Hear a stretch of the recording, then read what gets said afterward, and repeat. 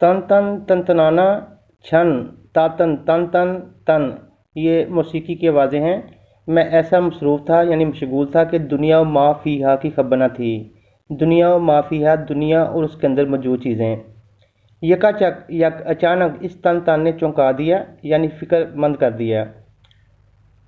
ये क्या है अफू अफसोस। अब मैं समझा, मेरे कमरे के करीब शाकर खां साहब के छोटे भाई का कमरा है। उन्हें मौसीकी में बहुत दखल है यानी मौसीकी का बहुत शौक़ है।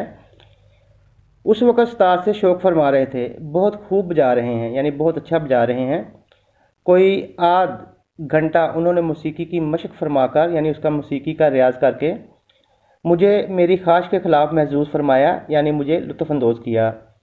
फिर किसी वजह से वो अपने कमरे से चले गए और ख़ामोशी तारी हो गई यानी खामोशी छा गई। तो मुझे फिर अपने काम का ख्याल आया।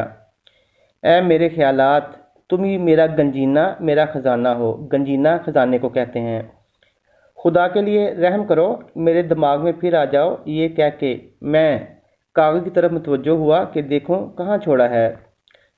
जिनकी कदर यानी अहमियत आप कहाँ भूल पड़े, इतने दिनों कहाँ रहे। ये क्या मुहम्मल फ़िक्रा हुआ। मुहम्मल बेमानी, ला हौला वला कुव्वत।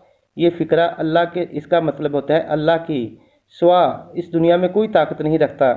मैं भी क्या गड़बड़ कर रहा हूँ यानी ख़राबी कर रहा हूँ। आप कहाँ भूल पड़े, इतने दिनों कहाँ रहे। ये फ़िक्रे तो शाकर खां साहब ने किसी दोस्त से कहे हैं जो अभी उनसे मिलने आया है। मैं मसरूफ़ियत में उन्हें ही लिख गया। हाँ, तो काट कर फ़िक्रा दुरुस्त करना चाहिए। और जिनकी कदर अभी तक मुल्क व कौम को मालूम नहीं हुई है। और बाहर कोई दरवाज़ा खटखटाता है। कौन है? मैं हूँ शब्बन। सरकार ने कहा है कि अगर आपको तकलीफ़ ना हो तो नीचे ज़रा सी देर के लिए तशरीफ़ लाइए। कोई साहब आए हुए हैं और सरकार उन्हें आपसे मिलाना चाहते हैं। बादले नाखास्ता, बादले नाखास्ता यानी दिल के चाहने के बगैर मैं उठा और नीचे गया। शाकर साहब के दोस्त राजा तालब अली साहब तशरीफ़ लाए थे। उनसे मेरा तारुफ कराया गया यानी जान पहचान कराई गई।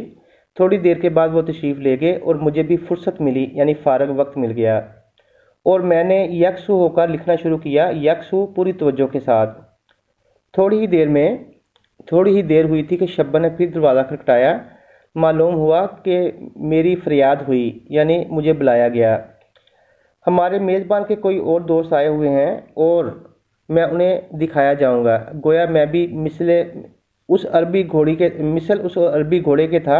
मिसल यानी कि मानद अरबी घोड़ा, आला नस्ल का घोड़ा, जिसे मेज़बान ने हाल ही में ख़रीदा था और जो हर दोस्त को अस्तबल से मंगा के दिखाया जाता था, अस्तबल घोड़ा बांधने की जगह। उन दोस्त से निजात पाकर यानी छुटकारा हासिल करके और भागकर मैं फिर अपने कमरे में आया। ख्यालात गायब हो गए थे।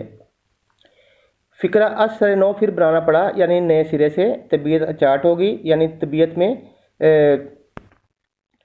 तबीयत उचाट होगी यानी तबीयत बेजार होगी।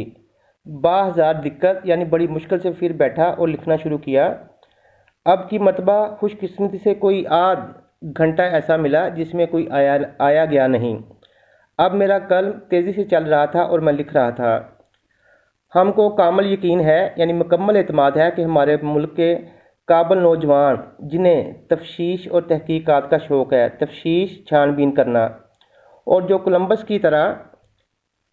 कोलंबस एक यूरोपी जहाज़रान था जिसने हिंदुस्तान की तरफ सफ़र करते हुए बर्रे आज़म शुमाली अमरीका को दरियाफ्त किया। हमको कामल यकीन है कि हमारे मुल्क के काबिल नौजवान जिन्हें तफ्तीश और तहकीकात का शौक़ है और जो कोलंबस की तरह नई मालूमात और नई दुनिया, गो वो इल्मी दुनिया ही क्यों ना हो, के दरियाफ्त करने के लिए अपने तय यानी अपने आप को दरवाजे पर फिर दस्तक क्या है अच्छा दरियाफ्त करने के लिए अपने तय खतरे में डालने से भी खौफ नहीं खाते। अपने तय यानी अपनी तरफ से ज़रूर इस तरफ मुतवज्जो होंगे और अपनी काविशों और कोशिशों से मौजूदा काविशों कोशिशों को कहते हैं। दरवाज़ा फिर खटाया गया यानी दरवाजे पर फिर नाक हुई। हाँ हजूर, सरकार आपका इंतज़ार कर रहे हैं। खाना ठंडा हुआ जाता है। अफसोस, मुझे ख्याल नहीं रहा। सरकार से अर्ज़ करना मेरा इंतज़ार ना करें, मैं फिर खा लूँगा। इस वक्त मुझे कुछ ऐसी भूख भी नहीं।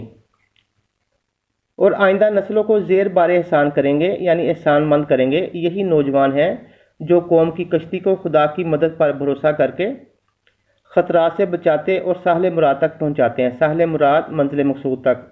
زندگی اور موت کا لانحل مسئلہ، ایسا مسئلہ جو حل نہ ہو۔ دستک کیا ہے؟ سرکار کہتے ہیں اگر آپ تھوڑی دیر میں کھائیں گے تو ہم بھی اسی وقت کھائیں گے، مگر کھانا ٹھنڈا ہو کے بالکل خراب ہو جائے گا۔ اچھا بھائی لو ابھی آیا۔ یہ کہہ کر میں کھانے کے لیے جاتا ہوں، سب سے معذرت کرتا ہوں۔ میزبان نہایت اخلاق سے فرماتے ہیں، یعنی اچھے انداز سے۔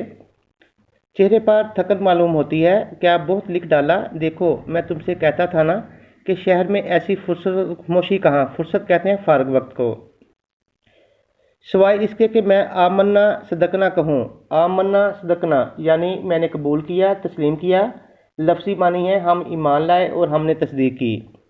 اور کیا کہہ سکتا تھا؟ اب کھانے پر اصرار ہوتا ہے، یعنی کھانے پر ضد ہوتی ہے، جس چیز سے مجھے رغبت نہیں یعنی دلچسپی نہیں وہی کھلائی جاتی ہے۔ بعد کھانے کے میزبان صاحب فرماتے ہیں سپہر کو تمہیں گاڑی میں چلنا ہوگا، میں تمہیں اس واسطے یہاں نہیں لایا کہ سخت دماغی کام کر کے اپنی صحت خراب کر لو۔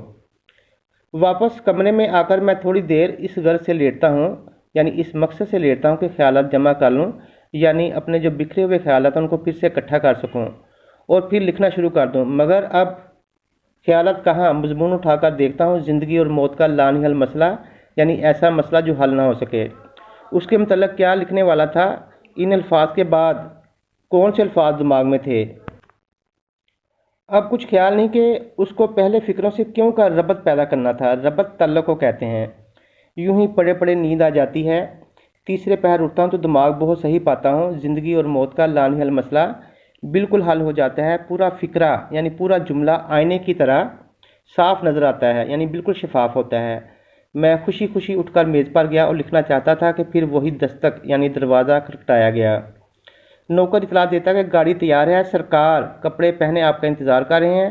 میں فوراً نیچے جاتا ہوں تو پہلا فکرہ جو میزبان صاحب کہتے ہیں وہ ہوتا ہے آج تو دستے کے دستے لکھ ڈالے۔ میں سچی بات کہوں کہ کچھ بھی نہیں لکھا تو وہ پھر ہنس کر جواب دیتے ہیں کہ آخر اس قدر کسر نفسی کی کیا ضرورت ہے۔ کسر نفسی یعنی عاجزی۔ خدا کے واسطے جھوٹی نہ کھائیے قسمیں، مجھے یقین ہوا مجھ کو اعتبار آیا۔ مل ملا کر شام کو واپس آئے۔ کھانے کے بعد باتیں ہوتی ہیں۔ سونے کے وقت اپنا دن بھر کا کام دیکھتا ہوں تو ایک صفحے سے زیادہ نہیں، وہ بھی بے ربط بے سلسلہ۔ بے ربط یعنی اس کا آپس میں کوئی بے ترتیب تھا۔ غصے اور رنج میں آ کر اسے پھاڑ دیتا ہوں۔ رنج کہتے ہیں دکھ کو۔ اور دوسرے روز اپنے میزبان کو ناراض کر کے اپنے گھر واپس چلا آتا ہوں۔ میں نہ شکر اور احسان فراموش کہاں جاؤں گا، احسان فراموش احسان کو بھولنے والا، مگر میں مجبور ہوں اس عزیز اور مہربان دوست کو بھی چھوڑ دوں گا۔ میں نے ذرا تفصیل سے ان کا حال بیان کیا ہے، مگر یہ خیال نہ کرنا کہ ہمیں ان احباب کی فہرست ختم ہوگی، کہ ان احباب یعنی ان دوستوں کی فہرست ختم ہوگی جن سے میں رخصت طلب کر سکتا ہوں، یعنی ان سے چھٹکارا حاصل کر سکتا ہوں۔ ابھی بہت سے باقی ہیں، مثلا ایک صاحب ہیں جو مجھ سے کبھی نہیں ملتے، مگر جب آتے ہیں میں ان کا مطلب سمجھ جاتا ہوں۔ یہ حضرت ہمیشہ قرض مانگنے کے لیے آتے ہیں۔ ایک صاحب ہیں جو ہمیشہ ایسے وقت میں آتے ہیں جب میں باہر جانے والا ہوتا ہوں۔ ایک صاحب ہیں جو مجھ سے ملتے ہیں، کہتے ہیں میاں عرصے سے میرا دل چاہتا ہے تمہاری دعوت کروں، مگر کبھی اپنی خواہش کو پورا نہیں کرتے۔ ایک دوست ہیں، وہ آتے ہی سوالات کی بشار شروع کر دیتے ہیں، یعنی زیادہ سوالات پوچھتے ہیں۔ جب میں جواب دیتا ہوں تو متوجہ ہو کر نہیں سنتے، یعنی توجہ کے ساتھ نہیں سنتے، یا اخبار اٹھا کر پڑھنے لگتے ہیں یا گانے لگتے ہیں۔ ایک صاحب ہیں جو جب آتے ہیں اپنی ہی کہے جاتے ہیں، میری نہیں سنتے۔ یہ سب میرے عنایت فرما یعنی مہربانی کرنے والے اور خیر طلب دوست ہیں، یعنی بھلائی چاہنے والے ہیں، مگر اپنی طبیعت کو کیا کروں؟ صاف صاف کہتا ہوں کہ ان میں سے ہر ایک سے یہ کہہ سکتا ہوں مجھ پہ احسان جب نہ کرتے تو یہ احسان ہوتا۔